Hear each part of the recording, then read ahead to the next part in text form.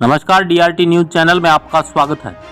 दौसा जिले की बेजूपाड़ा पंचायत समिति के अंतर्गत ग्राम पंचायत कुंदरपाड़ा के वर्तमान सरपंच व सरपंच संघ अध्यक्ष राम स्वरूप मीणा ने बीत चुके कार्यकाल में पंचायत के किन किन समस्याओं का समाधान किया है और शेष बचे कार्यकाल में उनकी क्या भूमिकाएं रहेगी। आइए सुनते हैं डीआरटी न्यूज चैनल की यह विशेष वार्ता।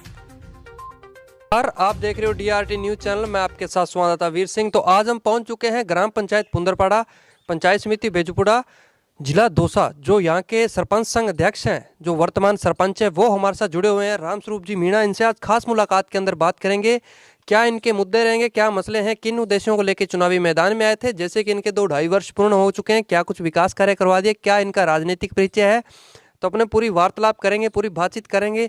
सरपंच साहब, पहले तो हमारे चैनल में आपका बहुत बहुत स्वागत है। धन्यवाद सर जी। तो पहले तो अध्यक्ष साहब, अगर अपने बात करें आपके राजनीतिक परिचय की, तो राजनीति में कितने टाइम से हो? राजनीति में तो मैं साहब सेवानिवृत्ति के बाद में आया हूँ जी। पहले राज सेवा में था जी। और प्रिंसिपल पद पर कार्यरत था। जी। बेजूपाड़ा सीनियर सेकेंडरी में रहा हूँ। बेजूपाड़ा क्षेत्र में ही मेरा ज़्यादा कार्यकाल रहा है। जी बिल्कुल। उसके बाद में ही सेवानिवृत्ति के बाद में ही राजनीति में आया हूँ। जी। जैसे कि बात करें कि जो अध्यक्ष साहब हैं, ये अपने राजनीति से जुड़े हुए नहीं थे और शिक्षा के क्षेत्र में इन्होंने अपनी सेवाएं दी है। तो अपने बात करेंगे शिक्षा के स्तर पे। पहले तो सरपंच साहब, बात करें ग्राम पंचायत के अंदर मुद्दे तो बहुत होते हैं, जो अहम मुद्दा है वो शिक्षा का, और कहते हैं कि शिक्षा एक वह शेरनी का दूध है, जो पिएगा वही दहाड़ेगा।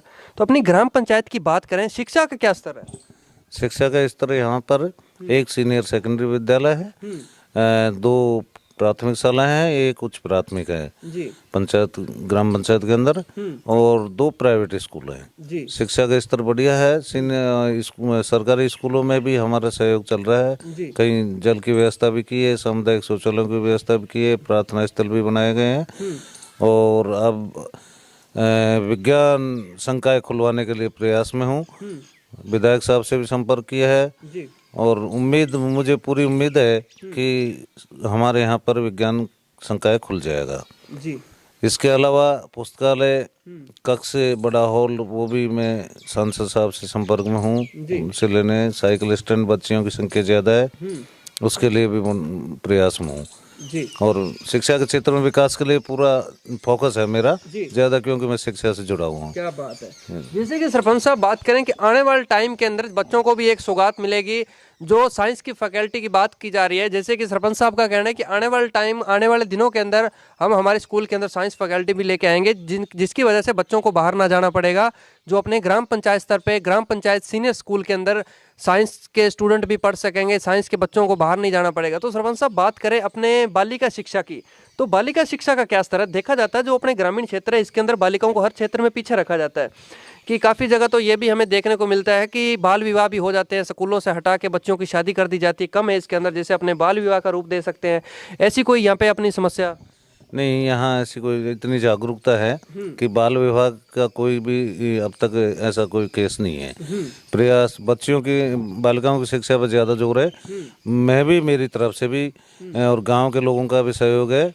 मैंने भी उनको ये कर रखा है प्रोत्साहन के रूप में, उनको उत्साहित करने के लिए, उनकी शिक्षा के पीछे रुचि बढ़ाने के लिए उनको हर साल पुरस्कार देता हूँ। क्या बात है। और उनके लिए जैसे कोई अच्छी परसेंटेज में आते हैं विद्यालय में, चाहे वो प्राइवेट स्कूल के हो सरकारी के, उनको मैं हमेशा 1100-2100 रुपये प्रति बालक बालिका पुरस्कार देता हूँ। बच्चियों की संख्या अच्छी है।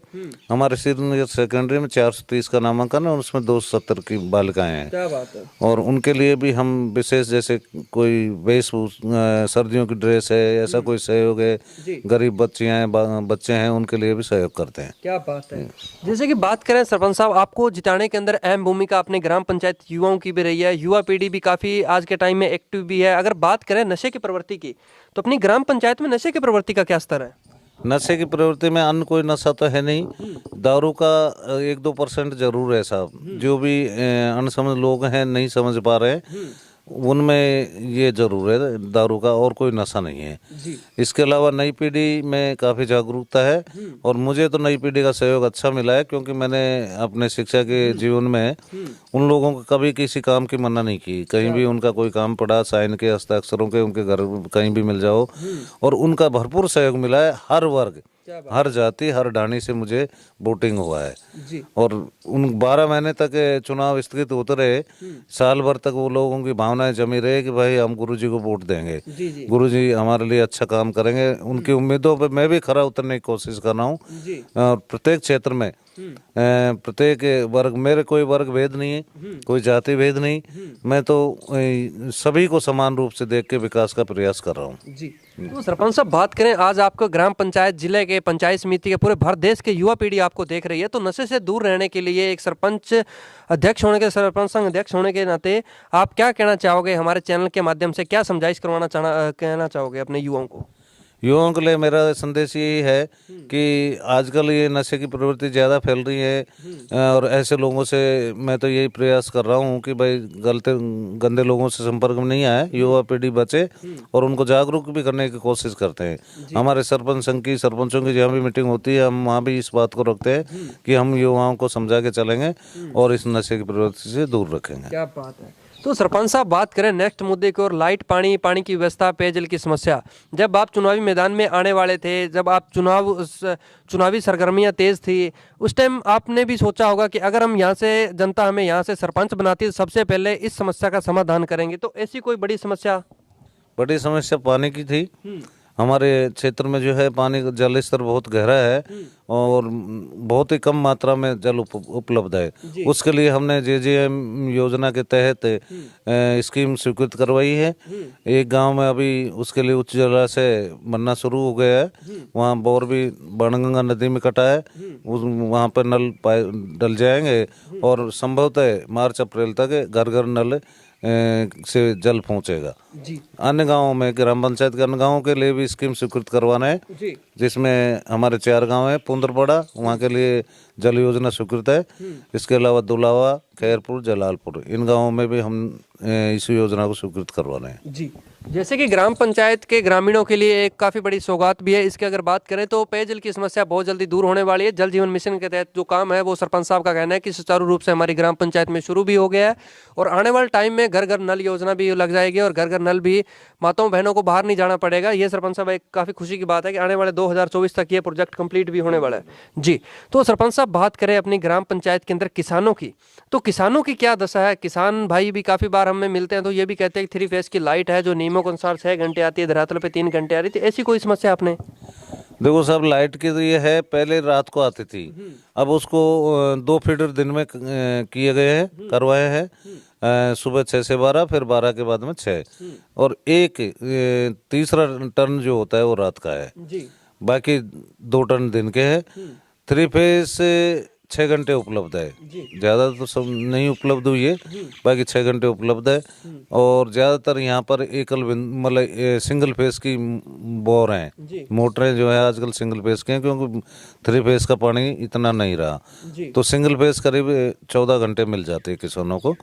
ये उसके अलावा किसानों के लिए हमने तारबंदी का भी वो करवाया है कृषि पर्यवेक्षक से, अगर भाई मिलके जो है 1.5 हेक्टेयर पे ये तारबंदी हो जाती है, उससे अनुदान मिलता है। फार्म पॉन्ड का भी प्रयास चल रहा है कि अपना टैंक बनाओ, उस पर 10% किसान का, 90% सब्सिडी है।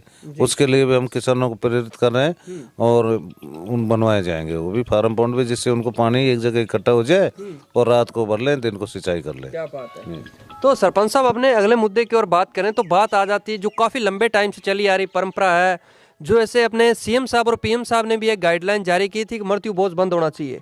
ये काफ़ी एक अभिशाप बना हुआ है, जो मृत्यु भोज आज के टाइम में भी काफ़ी जगह देखने को मिलते हैं, हो रहे हैं। अपनी ग्राम पंचायत स्तर की बात करें तो मृत्यु भोज की क्या स्थिति है? मृत्यु भोज एक अपराध भी है, समाज में दूषित वातावरण भी इससे पैदा होता है, लेकिन अब सुधार हो गया। अब स्थिति ये बनी है कि ज़्यादातर किसान वर्गों में, जैसे हमारे सैनी समाज है, गुजर है, मीना है, इनमें ज़्यादा जो है अंधविश्वास फैला हुआ था मृत्यु भोज का। अब वो धीरे धीरे खत्म हो रहा है, मात्र एक कुटुंब तक सीमित हो गया। मतलब जैसे परिवार में 2-5 घर है, बाकी का मृत्यु भोज खत्म है, लगभग उसको छोड़ दिया है लोगों ने। ये इतना सुधार हुआ है। जी। तो सरपंच साहब, समय को मद्देनजर रखते हुए अगर बात करें, लास्ट सवाल मेरा आपसे और रहेगा, जैसे कि आपके 2-2.5 वर्ष भी पूर्ण हो गए हैं, तो बात आ जाती है विकास कार्यों पे। आपके ग्राम पंचायत के लोग भी आपको देख रहे हैं, पंचायत समिति के लोग भी देख रहे हैं, और ऊपर से आप सरपंच संघ अध्यक्ष भी हो।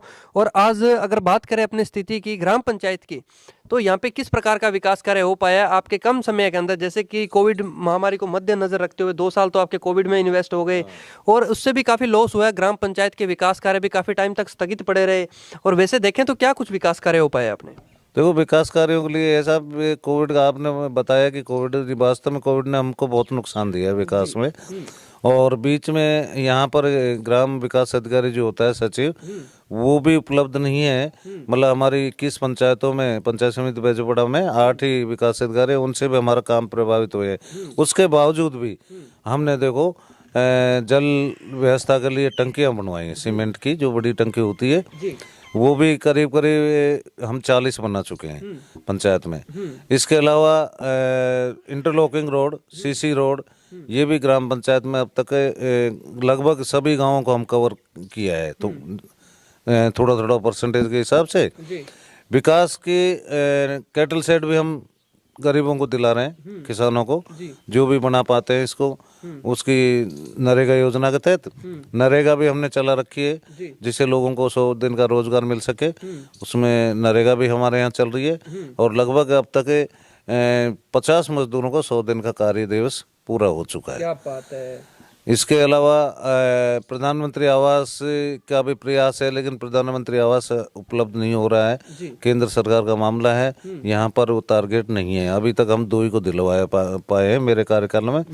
अब आगे अगर कोई टारगेट मिलेंगे तो हम चाहते हैं कि गरीब लोगों को ये उपलब्ध हो। विकास के लिए हमने पंचायत समिति से भी पैसा लिया है, वहाँ से भी हमें मिला है, करीब 13-14 लाख का मिला है। जिला परिषद से मुझे 20 लाख का मिला है पंचायत में। विधायक साहब ने भी अब तक 20 लाख का काम दिया है। और CFC SFC जो योजनाएं हैं केंद्र सरकार, राज्य सरकार के वित्त आयोग की, उनसे भी हमने विकास करवाया है। जी, जैसे कि बात करें, सरपंच साहब ने कम समय के अंदर विकास कार्य भी अच्छे करवा दिए कोविड महामारी को मद्देनजर रखते हुए। कि सरपंच साहब, बात करें, 9 वर्ष भी आने वाला है, आज आपके देशवासियों को, अपने वोटर्स वोटरों को, अपने ग्राम वासियों को क्या संदेश देना चाहोगे हमारे चैनल के माध्यम से 9 वर्ष पे? 9 वर्ष में मेरा ये संदेश रहेगा कि हम देश हमारा खुशहाल रहे, हमारे ग्राम पंचायत के लोग खुशहाल रहे। जितना बन पाएगा उतना मैं गरीबों के लिए सेवा करूंगा, तत्पर रहूंगा। जिस उम्मीद से इन लोगों ने मुझे चुना है उसमें मैं पूरी तरह खरा उतरने की कोशिश करूंगा। और मैं चाहूंगा कि शिक्षा, जल, बिजली और सड़कों के विकास, इनमें जो है और ज़्यादा से ज़्यादा प्रयास करूंगा।